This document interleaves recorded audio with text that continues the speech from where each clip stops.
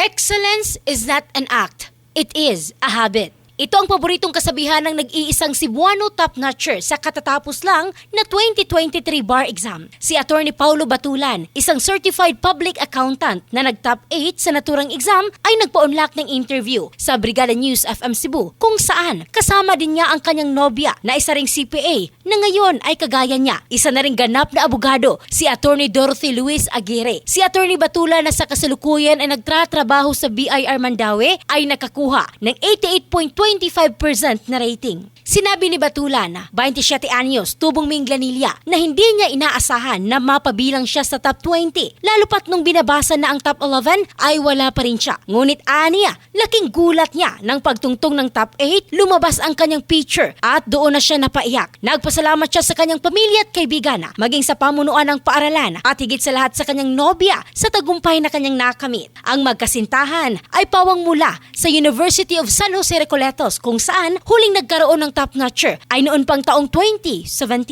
Ang bahaging ito ay hatid ng Drive Max Adult Herbal Capsule, lalaking laging umaangat. In the heart of changing lives, ito si Michelle Craste ng Brigada News Philippines, the Music and News Authority.